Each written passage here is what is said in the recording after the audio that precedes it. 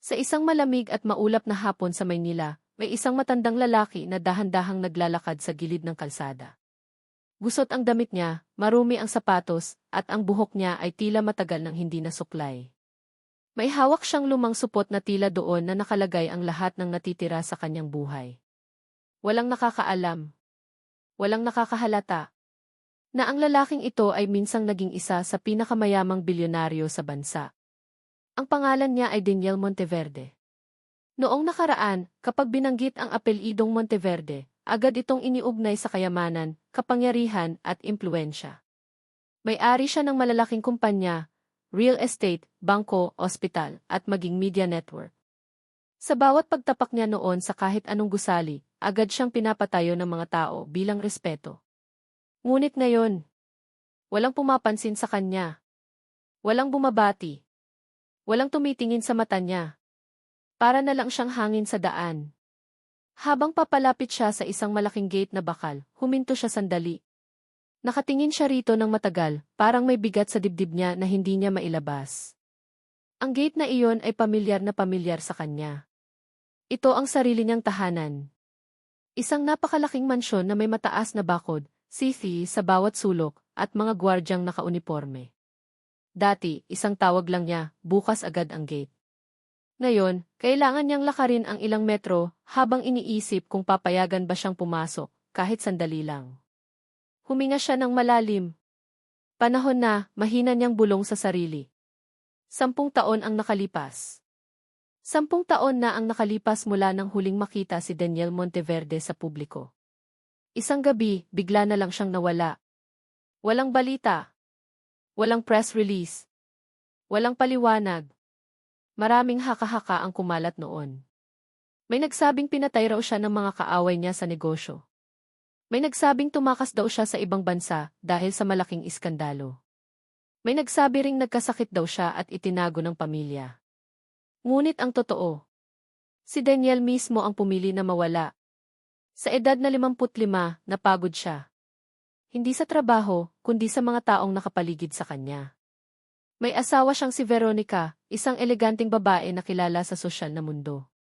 May anak siyang lalaki na si Marco, na lumaking may lahat ng luho sa buhay. May mga kapatid, pamangkin, at kamag-anak na palaging nakangiti kapag may kailangan. Noong una, masaya si Daniel. Akala niya, ang yaman ay sapat na para mapanatili ang pagmamahal. Ngunit habang tumatagal, napansin niya ang katotohanan. Kapag wala siyang ibinibigay, wala ring lumalapit. Kapag hindi siya pumapayag, siya ang nagiging masama.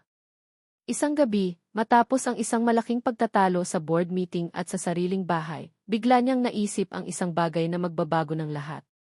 Kung mawawala ako, sino ang mananatili? At doon nagsimula ang plano. Ang lihim na desisyon. Tahimik na inayos ni Daniel ang lahat. Ipinasa niya pansamantala ang kontrol ng kumpanya sa kanyang asawa at anak. Nag-iwan siya ng liham, hindi para magpaalam, kundi para magpanggap na may nangyaring masama. Pagkatapos, umalis siya. Walang pera. Walang credit card. Walang pangalan. Sa loob ng 10 taon, namuhay siya bilang isang karaniwang tao. Naging construction worker, tagalinis, kargador, minsan ay palaboy. Natutunan niyang kumain ang tira-tira, matulog sa masikip na lugar, at makiusap para sa trabaho. At sa 10 taong iyon, doon niya tunay na nakilala ang mundo. Nakilala niya kung sino ang mabait kahit walang kapalit. Nakilala niya kung sino ang mapangmata kahit wala siyang ginagawa. At higit sa lahat, nakilala niya ang sarili niya bilang tao, hindi bilang bilyonaryo. Ngayon, handa na siyang bumalik. Hindi bilang may-ari. Hindi bilang ama. Kundi bilang pulubi. Sa harap ng gate, lumapit si Daniel sa guardhouse. Agad siyang hinarangan ng gwardiya. Hoy! Bawal ang tambay dito, sigaw ng gwardiya. Teka lang iho, gusto ko lang sana humingi ng tubig, mahinahon niyang sagot. Tiningnan siya ng gwardiya mula ulo hanggang paa. Kita sa mata nito ang paghamak. Tubig!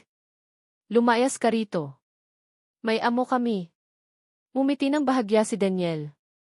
Kilala ko ang amo ninyo, sagot niya. Napatawa ang gwardiya. Talaga? Sino? Saglit na tumahimik si Daniel sa kamarahang sinabi. Ako. Biglang natahimik ang paligid. Ngunit sa halip na maniwala, lalong nagalit ang gwardiya. Gago ka ba? Lumayas ka bago kita ipahuli. At doon, sa mismong harap ng bahay na minsan niyang tinawag na tahanan, itinaboy siya na parang basura. Hindi siya nagalit. Sapagkat ito mismo ang gusto niyang makita. Isang mata ang nakakita. Habang paalis si Daniel, may isang babaeng nakasilip sa bintana ng mansyon. Isang simpleng kasambahay na matagal nang nagtatrabaho roon. Ang pangalan niya ay Luna. Napakunot ang noo niya nang makita ang matandang pulubi. May kung anong pamilyar sa itsura nito, sa tindig, sa mga mata, sa paraan ng pagtayo. Parang si Sir Daniel, bulong niya sa sarili. Ngunit agad niyang iniling ang ulo. Hindi maaari di. O maaari nga ba? Matapos itaboy si Daniel Monteverde ng gwardiya, dahan-dahan siyang lumakad palayo sa mansyon. Hindi siya lumingon. Hindi dahil sa takot, kundi dahil ayaw niyang ipakita ang bigat na dibdib niya. Sa loob ng maraming taon, inisip niya ang sandaling ito. Inisip niya kung ano ang mararamdaman niya kapag bumalik siya. Akala niya handa na siya. Ngunit iba pala kapag sarili mong bahay ang tumatanggi sa'yo. Umupo siya sa isang lumang waiting shed sa tapat ng kalsada. Pinahid niya ang pawis sa noo at napatingala sa langit. Ganito pala, bulong niya. Ganito pala ang pakiramdam ng walang halaga. Hindi niya namalayan, may isang batang lalaki ang nakatingin sa kanya. May hawak itong plastik na mailamang tinapay.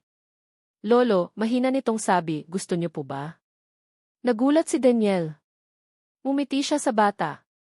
Salamat, iho pero ikaw na lang. Umiling ang bata at iniabot pa rin ang tinapay. May ulam pa po kami sa bahay. Tinanggap ni Daniel ang tinapay. Sa maliit na kilos na iyon, may mainit na bagay ang gumapang sa dibdib niya, isang bagay na matagal na niyang hindi nararamdaman. Kabaitan na walang kapalit. Sa loob ng mansyon. Samantala, sa loob ng malaking bahay, abala ang lahat sa paghahanda para sa isang ingranding salu-salo. Kaarawan ni Marco Monteverde, ang nag-iisang anak ni Daniel. Siguraduhin mong perpekto ang lahat, utos ni Veronica sa mga kasambahay. Ayokong mapahiya ang anak ko. Si Veronica ay elegante pa rin, suot ang mamahaling damit at alahas. Ngunit sa likod ng maayos na anyo niya, may malamig na aura na hindi nagbago simula nang mawala ang asawa niya. Para sa kanya, matagal nang patay si Daniel, hindi sa pisikal, kundi sa puso. Ma'am, maingat na lumapit si Luna, ang kasambahay. May pulubi po kanina sa labas. Napakunot ang noo ni Veronica. At ano naman, malamig niyang sagot. May hawig po siya kay Sir Daniel, mahinang sabi ni Luna. Biglang tumigil si Veronica sa ginagawa niya. Dahan-dahan siyang humarap kay Luna. Anong sinabi mo? Nagkamali lang po siguro ako, mabilis na sagot ni Luna. Pasensya na po. Tumalikod si Veronica, ngunit may kung anong gumalaw sa dibdib niya, isang alaala, isang mukha, isang boses na pilit niyang kinalimutan. Imposible, bulong niya. Matagal na siyang wala. Ang anak na hindi naghintay. Si Marco Monteverde ay kabaligtaran ng ama niya noon. Lumaki siyang sanay sa lahat, pera, respeto, at kapangyarihan, kahit hindi niya ito pinaghirapan. Mom, nasaan na ang mga bisita? Tanong niya habang tinitingnan ang sarili sa salamin. Darating na sila, sagot ni Veronica. Relax ka lang. Ngumisi si Marco. Kung nandito lang sana si Dad, mas malaki pa ang handa, biro niya. Hindi niya alam. Ang taong tinutukoy niya ay nasa labas lamang ng gate. Ang unang gabi bilang pulubi sa sariling lugar. Hindi umalis si Daniel sa lugar. Sa halip, naghanap siya ng matutuluyan malapit sa mansyon. Sa isang abandonadong gusali, doon siya natulog ng gabing iyon. Habang nakahiga sa malamig na semento, binalikan niya ang mga alaala. Naalala niya ang unang araw na binili niya ang mansyon. Bata pa si Marco noon. Tuwang-tuwa si Veronica. Lahat ay masaya. Nasaan kayo ngayon, bulong niya. Kinabukasan, maaga siyang nagising. Lumapit siya muli sa gate, hindi para pumasok, kundi para magmasid. Gusto niyang makita kung paano sila nabubuhay kung wala siya. Ang isang maliit na gawa. Habang nagmamasid si Daniel, may isang matandang babae ang nadapa sa harap ng mansyon. Walang pumapansin. Dumaraan ang mga mamahaling sasakyan pero walang humihinto. Lumapit si Daniel at tinulungan ang babae. Salamat, iho, sabi ng matanda. Nakita ito ni Luna mula sa bintana. Mabilis siyang lumabas at tinulungan din ang matanda. Salamat po sa inyo, sabi ni Luna kay Daniel. Nagtagpo ang kanilang mga mata. Mas lalo niyang nakilala ang mukha nito. Kayo po ba si? Ngumiti si Daniel at umiling. Isa lang akong pulubi. Ngunit sa loob-loob ni Luna, alam niyang may mali. Ang unang pagsubok. Kinagabihan, nagsimula ang salo-salo. Dumating ang mga kaibigan, negosyante at politiko. Masaya ang lahat. May musika, pagkain at tawanan. Habang abala ang lahat sa loob, may isang utos si Veronica sa gwardiya. Siguraduhin niyong walang pulubi sa paligid. Ayokong may makasira sa okasyon. Tumango ang gwardiya at lumabas. Nakita niya si Daniel na nakaupo sa gilid ng kalsada. Ikaw na naman, sigaw ng gwardiya. Hindi ka ba marunong umintindi? Tahimik na tumayo si Daniel. Pasensya na, sabi niya. Aalis na ako. Ngunit bago pa siya makalayo, may isang tinig na sumigaw. Sandali lang. Si Luna iyon. Hayaan niyo po siya, pakiusap niya. Wala naman po siyang ginagawang masama. Nag-alinlangan ang gwardiya, ngunit sa huli, umalis din ito. Tumingin si Daniel kay Luna. Salamat, sabi niya. Ngumiti si Luna. Hindi ko alam kung bakit pero pakiramdam ko po, hindi kayo masamang tao. Napayuko si Daniel. Sa loob ng 10 taon, ngayon lang may nagsabi ulit sa kanya ng ganito. Isang tanong na walang sagot. Habang nagpapatuloy ang salu-salo, biglang nakaramdam si Veronica ng kakaibang kaba. Lumapit siya sa bintana at tumingin sa labas. Sa di kalayuan, nakita niya ang isang matandang lalaking nakaupo sa dilim. Hindi niya makita ang mukha. Pero may kung anong pamilyar sa tindig. Bigla siyang kinabahan. Hindi maaari, bulong niya. Lumipas ang ilang araw, ngunit hindi pa rin umaalis si Daniel Monteverde sa lugar na iyon.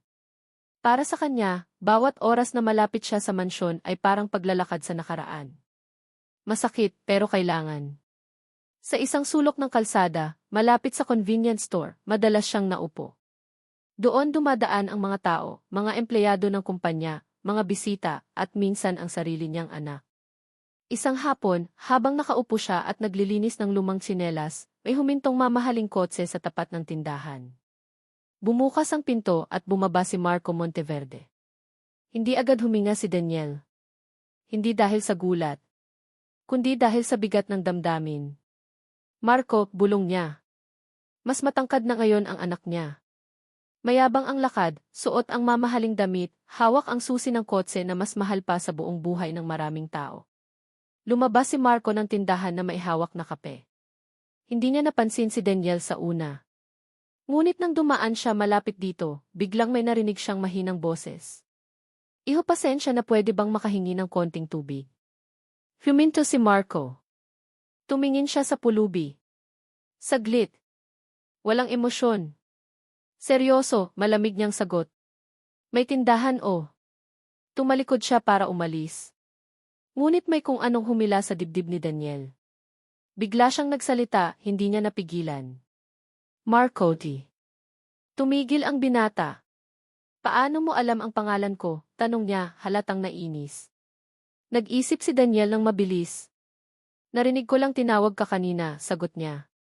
Tiningnan siya ni Marco mula ulo hanggang paa. May halong pangmamaliit ang tingin. Makinig ka, matanda, sabi niya. Hindi kita kilala. At ayokong may pulubi sa paligid ng bahay namin. Tumalikod siya at umalis. Nanatiling nakaupo si Daniel. Hindi siya umiyak. Hindi siya nagalit. Pero doon niya unang naramdaman na parang tuluyan na siyang naging estranghero sa sarili niyang anak. Ang lumalalim na hinala ni Luna. Samantala, si Luna ay hindi mapakali. Araw-araw niyang napapansin ang pulubi sa labas. Araw-araw, mas nagiging malinaw sa kanya ang pagkakahawig. Isang gabi, habang naglilinis siya ng lumang storage room, may nakita siyang kahon. Lumang kahon ng mga gamit ni Daniel Monteverde. Binuksan niya ito. May mga larawan, lumang relo, isang scarf, at isang notebook. Sa isang pahina ng notebook, may sulat kamay. Kung darating ang araw na bumalik ako bilang walang-wala, sana makita nila kung sino ang mananatili. Nanginig ang kamay ni Luna. Hindi maaari, bulong niya. Pero siya nga. Kinabukasan, naglakas loob siyang lapitan si Daniel sa labas. Sir, maingat niyang sabi. Pwede ko po ba kayong makausap? Tumingin si Daniel sa kanya. Ngumiti. Kung tungkol sa hinala mo, sabi niya, wag mo munang sabihin kahit kanino. Nanlaki ang mata ni Luna. Ikaw nga po, mahina niyang tanong. Hindi sumagot si Daniel. Ngumiti lang siya, isang ngiting puno ng pagod at lungkot. Doon, napagtanto ni Luna ang totoo. Isang pagsubok sa kumpanya. Habang nagaganap ang lahat ng ito, may malaking problema sa kumpanya ng Monteverde Group. Isang proyekto ang muntik nang bumagsak dahil sa maling desisyon ni Marco. Nagpatawag ng emergency meeting si Veronica. Hindi natin pwedeng aminin ang pagkakamali, sabi niya. Ayusin niyo ang papel. Takpan niyo. Tahimik ang lahat. Sa labas ng gusali, may narinig si Daniel. Dalawang empleyado ang nag-uusap. Kung nandito lang sana si Sir Daniel, hindi mangyayari to. Napangiti si Daniel sa sakit. Kung alam niyo lang, bulong niya. Ang bata at ang katotohanan. Isang umaga, nakita ni Daniel ang batang nagbigay sa kanya ng tinapay noong unang araw. Nadapa ito sa kalsada at muntik masagasaan. Walang nag-atubili. Tumakbo si Daniel at tinulak ang bata palayo. Nasugatan siya. Dumugo ang braso niya. Nagkagulo ang mga tao. May tumawag ng ambulansya. Isa sa mga taong lumapit si Marco. Hoy! Ikaw yung pulubi sabi niya. Anong nangyari? Tahimik si Daniel, hawak ang sugat. Tinulungan niya po ako, sigaw ng bata. Saglit na natigilan si Marco. Hindi siya nagsalita, pero may kung anong gumalaw sa loob niya, isang pamilyar na pakiramdam. Isang mukhang hindi makalimutan. Habang dinadala si Daniel sa maliit na klinika, nakita ni Veronica ang nangyari mula sa kotse.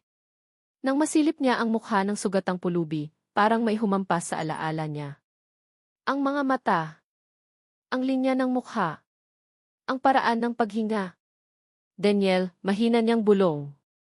Bigla siyang kinabahan. Tahimik ang maliit na klinika.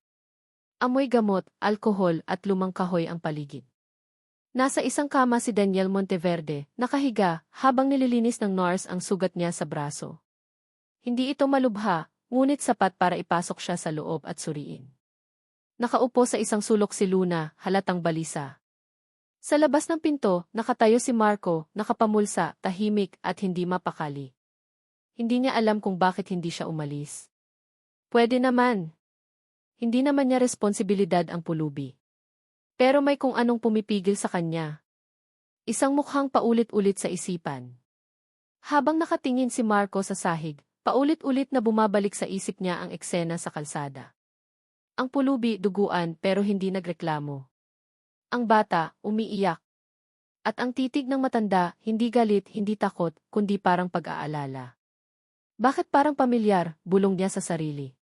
Hindi niya ito masabi, pero ang mukha ng pulubi ay parang matagal na niyang kilala. Parang isang alaala na pilit nagbabalik pero ayaw magpakita ng buo. Lumabas ang nurse. Okay na po siya, sabi nito. Pwede na po siyang umupo pero kailangan ng pahinga. Tumango si Marco. Salamat. Nagulat ang nurse. Kayo po ba ang kamag-anak? Hindi agad nakasagot si Marco. Hindi, sagot niya sa huli. Napadaan lang. Ang tahimik na usapan. Lumapit si Marco sa loob. Umupo siya sa silya sa tabi ng kama. Tahimik lang si Daniel, nakatingin sa kisam. Ilang segundo ang lumipas. Walang nagsasalita. Sa wakas, si Marco ang unang nagsalita. Bakit mo tinulungan yung bata? Tanong niya.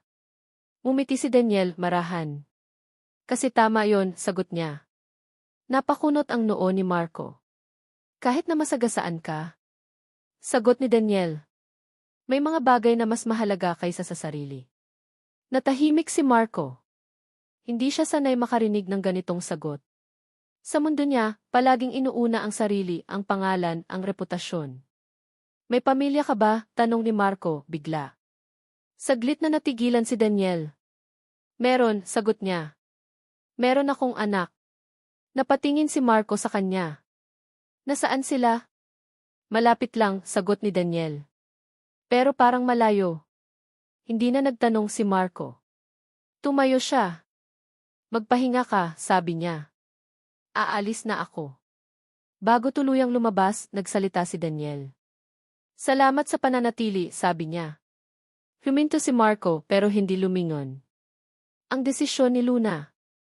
Pagkalabas ni Marco, lumapit si Luna kay Daniel. Halatang nag-aalala siya. Sir, mahina niyang sabi, hanggang kailan po ninyo balak itago? Tumingin si Daniel sa kanya. Hanggang makita ko ang totoo, sagot niya. Kung sino ang tao kapag wala na ang pera. Pero sir, sabi ni Luna, masasaktan po kayo. Ngumiti si Daniel. Nasaktan na ako noon pa. Napayuko si Luna. Alam niyang tama si Daniel, pero mabigat pa rin sa loob niya. Ang ina na may duda. Samantala, sa loob ng mansyon, hindi mapakali si Veronica. Paikot-ikot siya sa sala. Hindi siya mapalagay simula nang makita niya ang sugatang pulubi. Tinawag niya ang isang tauhan. Nasaan si Marco? Tanong niya. Nasa klinika po, ma'am, sagot nito. May tinulungan pong pulubi. Nanlaki ang mata ni Veronica. Pulubi, ulit niya. May kung anong kirot sa dibdib niya. Isang pakiramdam na matagal niyang iniiwasan. Dalhin mo ako roon, utos niya. Ang pagkikita ng mag-asawa. Pagdating ni Veronica sa klinika, nakita niya si Luna sa labas ng silid. Ikaw, sabi niya. Sino ang pulubi? Nag-alinlangan si Luna. Maamti nanginginig niyang sabi, mas mabuti pong makita niyo na lang. Pumasok si Veronica sa silid. At doon. Tumigil ang mundo niya. Ang matandang lalaking nakahiga sa kama. Ang mga mata. Ang hugis ng mukha. Ang katahimikan sa paraan ng paghinga. Hindi na niya kinailangang marinig ang pangalan. Alam na niya. Daniel, mahina niyang sabi. Dahan-dahang lumingon si Daniel. Nagtagpo ang kanilang mga mata. Walang sigawan. Walang luha. Walang yakap. Isang mahabang katahimikan. Buhay ka pala, sabi ni Veronica sa wakas. Sagot ni Daniel. Matagal na. Bakit? Tanong niya, maihalong galit at sakit. Para malaman, sagot ni Daniel, kung sino tayo kapag wala na ang lahat. Napaupo si Veronica. Parang biglang naubusan ng lakas. Alam mo ba kung ano ang pinagdaanan namin? Tanong niya. Sagot ni Daniel. At alam ko rin kung ano ang hindi ninyo pinagdaanan. Tumahimik si Veronica. Wala siyang naisagot. Ang narinig ni Marco. Sa labas ng silid, narinig ni Marco ang boses ng ina niya. Napakunot ang noo niya. Daniel. Parang may tumusok sa dibdib niya. Dahan-dahan siyang lumapit sa pinto at sumilip. At doon niya nakita. Ang pulubi. At ang ina niya. Na parang magkakilala. Biglang bumalik ang mga alaala. Ang mga mata. Ang boses. Ang tindig. Hindi bulong niya. Pumasok siya sa silid. Mom, tanong niya. Anong ibig sabihin ito? Tahimik ang lahat. Tumingin si Veronica kay Daniel. Sabihin mo na, sabi niya. Tumayo si Daniel. Hinarap ang anak niya. Ako ang ama mo, mahinahon niyang sabi. Parang gumuho ang mundo ni Marco. Ano, sigaw niya. Hindi imposible yan. Ako si Daniel Monteverde, ulit ni Daniel. Napaatras si Marco. Hindi. Patay na ang tatay ko, sigaw niya. Hindi, sagot ni Daniel. Nawala lang. Ang galit ng anak. Lumapit si Marco at itinulak si Daniel. Niloko mo kami, sigaw niya. Iniwan mo kami. Hindi gumanti si Daniel. Tama, sabi niya. At handa akong akuin yon. Tumulo ang luha ni Marco, galit at sakit. Hindi mo alam kung gaano kahirap, sigaw niya. Alam ko, sagot ni Daniel. Kasi pinili kong maranasan din ni. Tahimik ang silid. Umiiyak si Veronica. Nakatingin lang si Luna. Isang huling pagsubok. Tumayo si Daniel. Hindi ako bumalik para bawiin ang lahat, sabi niya. Bumalik ako para malaman kung may natira pang totoo. Tumingin siya kay Marco. Kung ayaw mo akong tanggapin, sabi niya, aalis ako. Tahimik si Marco. Hindi pa siya handa. Hindi pa niya alam ang mararamdaman. Lumabas si Daniel ang silid, mag-isa. Tahimik ang gabi nang lumabas si Daniel Monteverde mula sa maliit na klinika. Walang kasamang tao. Walang kotse. Walang naghahatid. Ang ilaw ng poste lamang ang nagbigay liwanag sa daan habang dahan-dahan siyang naglalakad palayo. Sa unang pagkakataon matapos ang 10 taon, nabunyag ang katotohanan. Ngunit hindi ito nagdala agad ng kapayapaan. Mas mabigat pa ang pakiramdam ngayon. Ganito pala, bulong niya sa sarili. Mas masakit pala ang bumalik kaysa ang mawala. Hindi siya bumalik sa mansyon. Sa halip, tumuloy siya sa maliit na silungan kung saan siya pansamantalang nanirahan, isang lumang gusali na halos gumuho na, ngunit naging tahanan niya sa mga huling linggo. Umupo siya sa sahig, ipinikit ang mga mata. Hindi niya alam kung tama ba ang ginawa niya. Ang gabi ng pagtatalo. Samantala, sa mansyon ng Monteverde, walang makatulog. Sa loob ng malawak na sala, nakaupo si Veronica at Marco, magkalayo, tahimik at parehong magulo ang isipan. Bakit mo hindi sinabi? Biglang tanong ni Marco. Hindi ko alam kung paano, sagot ni Veronica. Galit ako noon. Nasaktan. At nang mawala siya pinilit kong kalimutan. Napahawak si Marco sa ulo. Buong buhay ko, akala ko iniwan tayo dahil mahina siya, sabi niya. Ngayon sasabihin mong sinubukan lang niya tayo. Hindi lang tayo, sagot ni Veronica. Pati ang sarili niya. Tumahimik si Marco. Naalala niya ang pulubi. Ang sugat. Ang bata. Ang mga mata. At ako, tanong niya. Ano ang nakita niya sa akin? Hindi sumagot si Veronica. At doon lalo siyang nasaktan. Ang mga taong nakatira sa anino. Kinabukasan, maagang nagising si Daniel. Lumabas siya ng gusali at naupo sa gilid ng kalsada. Dumaan ang mga tao, mga ordinaryong manggagawa, estudyante, tindera. May ilan na nagbibigay ng barya. May ilan na umiiwas. May ilan na ngumingiti. Doon niya muling naalala kung bakit niya ginawa ang lahat. Hindi para parusahan ang pamilya niya, kundi para maunawaan ang mundo sa labas ng kayamanan. Biglang may tumawag sa kanya. Sir Daniel. Lumingon siya. Si Luna. May dala itong maliit na bag at pagkain. Bakit ka narito? Tanong ni Daniel. Hindi po kayo umalis ng tuluyan, sagot ni Luna. Kaya hindi rin po ako. Ngumiti si Daniel. Salamat, Luna. Sir, sabi niya, may mga bagay pong hindi nabibili ng pera. Pero may mga bagay din kailangang harapin. Tahimik si Daniel. Handa na po ba kayong bumalik? Tanong ni Luna. Umiling siya. Hindi pa. Ang desisyon ni Marco. Sa opisina ng Monteverde Group, magulo ang lahat. Lumabas ang mga maling desisyon, ang mga tinakpang dokumento, at ang mga problemang hindi inaasikaso. Tinawag ni Marco ang board meeting. Simula ngayon, sabi niya, aayusin natin lahat. Walang itatago. Nagulat ang lahat. Pero sir, sabi ng isang executive, masisira ang pangalan ng kumpanya. Sumagot si Marco. Mas masisira tayo kung ipagpapatuloy ang kasinungalingan. Sa unang pagkakataon, kumilos siya hindi bilang anak ng bilyonaryo, kundi bilang leader. Ang paglapit ng anak. Kinagabihan, nagpunta si Marco sa lugar kung saan nakita niyang huling tumuloy ang ama niya. May kaba sa dibdib niya habang naglalakad sa madilim na daan. Dad, mahina niyang tawag. Nakita niya si Daniel, nakaupo, tahimik. Hindi agad siya lumapit. Hindi ko alam kung ano ang sasabihin, sabi ni Marco. Hindi mo kailangang magsalita, sagot ni Daniel. Makinig ka lang. Umupo si Marco sa tabi niya. Galit pa rin ako, amin ni Marco. Pero naiintindihan ko na.